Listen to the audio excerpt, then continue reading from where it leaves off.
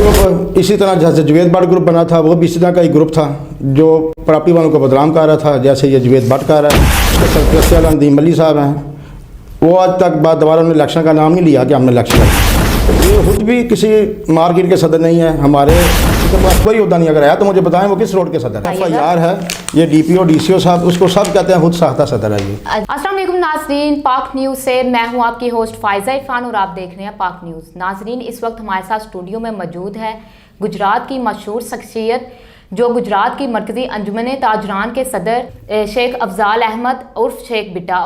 नाज़रीन, इनसे हम ताजरान के मसाइल के बारे में सवालात करेंगे और साथ ही साथ हम पीरा फोर्स के बारे में पूछेंगे कि ताजरान को इनके मुतालिक जो मसाइल पेश आ रहे हैं उसका इनने क्या हल सोचा है। अस्सलाम वालेकुम सर। वालेकुम सलाम सर, क्या हाल चाल है आपका? सर, आपने का जो कल सेमिनार हुआ है उसके मुतालिक मुझे कुछ बताइएगा। वो सेमिनार जी, हमारे पहले सदर साहब थे शेख अफजाल रहमान साहब, जी जी, उनकी डेथ हो चुकी है। हमारे पास सदर मौजूद नहीं थे। तमाम ताजरों ने मेरी हिमायत की है, मुझे सदर नामजद किया है। जी जी। तो ताजरों की छोटी छोटी मुश्किलात होती हैं, आप लोगों को सबको पता है। जैसे पीरा फोर्स बनी है, पुलिस के काम है, और दूसरे अपना बल्दियात के काम है, DCO के पास जाना होता है, छोटे छोटे मसाइल हैं। उसके लिए मैंने एक कमेटी बनाई है, उसमें 2 वकील हायर किए हैं। एक वकील का नाम है उस्मान साहब, साबका सेक्रेटरी हैं बाहर के, दूसरे अख्तर बाजवा साहब हैं। वो छोटे छोटे मसाइल हल करेंगे, उनका जो मुआवजा अपनी जेब से अदा करूँगा जी।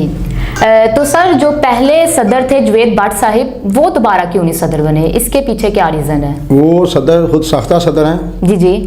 और वो सदर को घर बैठ के बने हुए हैं, उनके पास मेजॉरिटी नहीं है। अगर उनके पास मेजॉरिटी है, मैंने एक कल ही मसालती कमेटी कायम की है जिसके सदर हैं अपना दाऊद भट्ट साहब को मैंने बानी बनाया है। उसके बाद अपना सरपरस्त वाला बनाया है अपना जफ़र इकबाल सोनी साहब को, और चेयरमैन बनाया वकार वही साहब को। उनके दोस्त हैं शेख सलीम साहब रुस्तम पाम वाले, और साथ हैं खादिम हुसैन सलीमी साहब। उनको मैंने कहा जी ये चेयरमैन ये मसालती कमेटी बनाई है, उनको मैंने बोला है कि आप इलेक्शन का उनको मना लें, हम इलेक्शन लड़ने के लिए तैयार हैं। सर, ये जो इलेक्शंस होते हैं इसके लिए बाकायदा ये क्या टिकट्स वगैरह का इलेक्शन होता है या टास्क की बेस बुनियाद पे हम ये इलेक्शन जीतते हैं? नहीं, हमारा इलेक्शन होता है। हमारे 65 जो है ना, सारे सदर और जनरल सेक्रेटरी हैं, वोटर हैं गुजरात शहर के, बाकी ज़िलों के छोड़ के, क्योंकि ये सिटी का इलेक्शन नहीं है, ये पूरे ज़िले का इलेक्शन होता है। अच्छा। उसमें जितने भी सदर और जनरल सेक्रेटरी होते हैं इनका वोट होता है, वो वोट कास्ट करते हैं। इंशाल्लाह हमारे पास मेजॉरिटी मौजूद है। अगर उनके पास मौजूद है वो भी इलेक्शन लड़ें, हम इंशाल्लाह ताला इलेक्शन लड़ने के लिए हर दम तैयार हैं। सर, आप पहली दफ़ा सदर बने हैं या इससे पहले भी आपका एक्सपीरियंस हो चुका है? मैं इससे पहले चेयरमैन इत्तेफाक ग्रुप प्रॉपर्टी एसोसिएशन का बना हूँ। उसमें 2 इलेक्शन हमने लड़े हैं, उसमें 2 दफ़ा हमने सदर खड़े किए हैं। एक राजा सिकंदर साहब, दूसरा महकाम नवाज साहब। वो भी ग्रुप इसी तरह जैसे जवेद भट्ट ग्रुप बना था, वो भी इसी तरह का एक ग्रुप था जो प्रॉपर्टी वालों को बदनाम कर रहा था। जैसे ये जवेद भट्ट कर रहा है, ताजरों की इज्जत के साथ खेल रहा है। मैं समझता हूँ किसी को भी खेलने की इजाज़त नहीं देनी चाहिए। उसको भी हमने 2 दफ़ा लाया है। उसके सरपरस्त नदीम मलिक साहब हैं, वो आज तक बाद दोबारा उन्होंने इलेक्शन का नाम नहीं लिया कि हमने इलेक्शन लड़ना है। ये जो जवेद भट्ट साहिब हैं, ये क्या इनको किसी ने वोट वगैरह कुछ भी नहीं किया? ये खुद से ही सदर क्या बने थे? ये खुद भी किसी मार्केट के सदर नहीं है, हमारे एक तरीकाकार बना हुआ है। उसमें जवेद भट्ट साहब जो है ना, किसी रोड के भी सदर नहीं है। मर्जी तक सदर बनता है, वो बनता है जिसके पास मेंबरशिप हो, किसी रोड के सदर हो या जनरल सेक्रेटरी हो। उनके पास कोई उहदा नहीं। अगर है तो मुझे बताएं वो किस रोड के सदर हैं। जी जी, मतलब उनके पास कोई मेंबरशिप भी नहीं है, फिर भी वो खुद को सदर कहते हैं। खुद को सदर कहते हैं। अच्छा अच्छा, उसका सबूत है मेरे पास मौजूद। अच्छा अच्छा सर, क्या सबूत है आपके पास? ये FIR है, ये DPO DCO साहब, उसको सब कहते हैं खुद साख्ता सदर है ये। अच्छा, FIR चेक कर लें आप। अच्छा अच्छा, तो ये मतलब से ये खुद से ही ताजर कमेटी के सदर बने हुए हैं और ना इनके पास कोई मेंबरशिप है ना कुछ है, और वो कहते हैं सदर है। तो आपका उनको ये भी चैलेंज है कि अगर वो सदर बनना चाहते हैं तो इलेक्शन करें आपके साथ? बिल्कुल, पहले किसी रोड का सदर बने, जी जी, फिर मेरे साथ आके इलेक्शन लड़ लें। इंशाल्लाह ताला अगर वो जीतेंगे तो मैं दिल से कबूल करूंगा। मैंने कल भी कहा है कि मैं इस्तीफे अपनी पूरी जो कबीना बनाई है सब पूरी कबीना इस्तीफा देगी। वो हमें मान लें, हम उनको मान लेंगे। अच्छा, इनने तो बाकायदा कह दिया है कि जवेद भट्ट साहब को उन्होंने कहा है कि अगर आप बनना चाहते हैं तो पहले आप मेंबरशिप लें, देन फिर आप हमारे साथ ये इलेक्शन लड़ें, तो आप वैलिड बेस पे अगर जीते तो फिर आप अपना जीते। अच्छा सर, मुझे ये बताइएगा, जो ताजर कमेटी के जो मेंबरान होते हैं इनको सबसे ज़्यादा कौन से जो मसाइल हैं जो पेश आते हैं और जो आपको बहुत ज़्यादा सुनने को मिलते हैं कि आज ये मसला, तो ये हल करने में आपको कितना टाइम लगता है और कितनी मुश्किलात आपको फेस करनी पड़ती हैं? अल्लाह के फजल से मुश्किलात हमें कोई फेस नहीं करनी पड़ती। तो क्योंकि छोटे छोटे मसले होते हैं, बाज़ार में लड़ी लगा ली, थड़े टूट के जंगलेर का मसला बन गया, लड़ाई छोटी मोटी हो गई, ताजुल कोई ऐसे मसले नहीं होते, वो इंशाल्लाह ताला घंटे 2 घंटे में हल हो जाते हैं अगर इंसान चाहे, नेक नीति से अगर काम करे तो सर जब जैसे आप सदर बनते हैं, जैसे आपको पता है कि कोई भी अगर किसी ओहदे पे आए तो उसको बाकायदा थ्रेड वगैरह किया जाता है, उसको कहा जाता है कि तुम ये ओहदा छोड़ दो। तो आपके साथ कुछ इस तरह का अभी तक हुआ है या किसी ने आपको ब्लैकमेल किया हो या आपको थ्रेड किया हो कि तुम ये चीज़ छोड़ दो, देन आपको इस तरह का अभी तक कुछ हुआ है आपके साथ? मेरे लिए ये नया काम नहीं है, 97 से लेकर अभी तक मैं यही काम कर रहा हूँ। अल्लाह के फजल से मुझे थ्रेड करने वाले ना बहुत भी दुनिया से चले जाते हैं, मैंने किसी को क्या कहना है। इसकी कई मिसालें हैं लेकिन मैं अभी देना नहीं चाहता हूँ।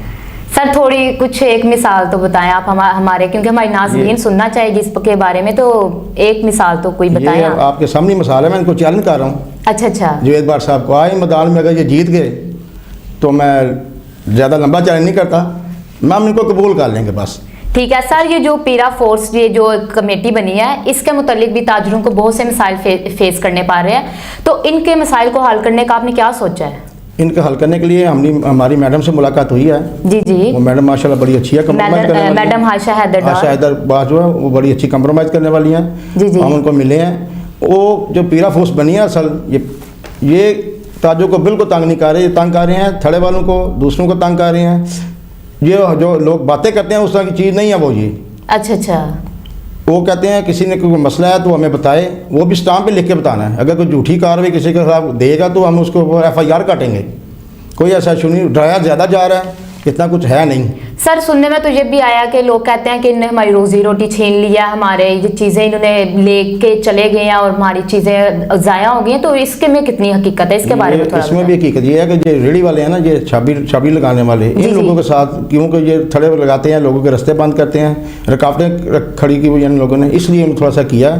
इसमें ऐसी कोई बात नहीं, किसी की रोजी रोटी वो छीनने नहीं आए, वो रोटी देने आए हैं। हुकूमतें बनाती हैं, कोई भी इदारा बनाती हैं किसी के लिए बेहतरी के लिए बनाती हैं।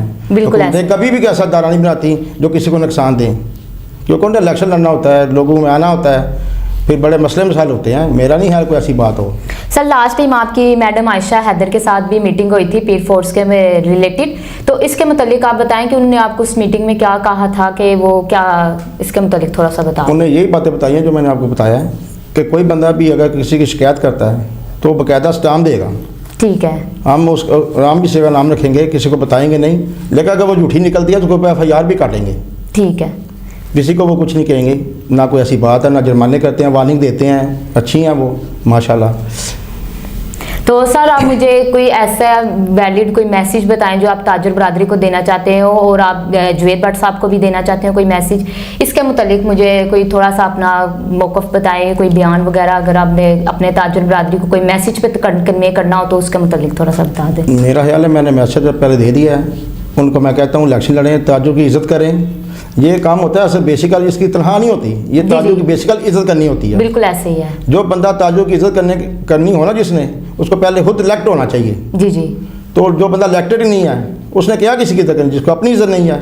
मैं कहता हूँ खुदाया वो आएँ इलेक्शन लड़ें, नहीं भी लड़ना हमारे साथ बैठ के निगोश कर लें, हम उनको मान लेंगे, वो हमें मान लें। ठीक है, कम ताजों की इज़्ज़त कर, जहाँ कहीं हम जाएँ हमारी इज़्ज़त हो। इस वजह से हमारी इज़्ज़त में बहुत कमी आई है जुवैद भट्ट की वजह से, ताजरों की खास तौर पर, तो इसलिए मुझे स्टैंड लाना पड़ा है, वरना मैं कभी भी सदर बनने का आशमान नहीं था, ना बनना चाहता हूँ।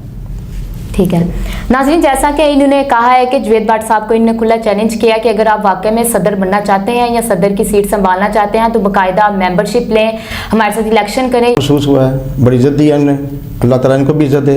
ये बड़ा अच्छा चैनल है, मैं कभी भी झूठ नहीं बोलता, ये मेरे भाई हैं और इन्हें जो मुझे इज़्ज़त दी है इंशाल्लाह ताला इनकी भी इज़्ज़त बहुत ज़्यादा करता हूँ, ये याद रखूँगा ज़िंदगी में। बहुत अच्छा चैनल है, सबको यहाँ पे आना चाहिए और इसको साथ चलना चाहिए इंशाल्लाह ज़रूर, इंशाल्लाह। Thank you.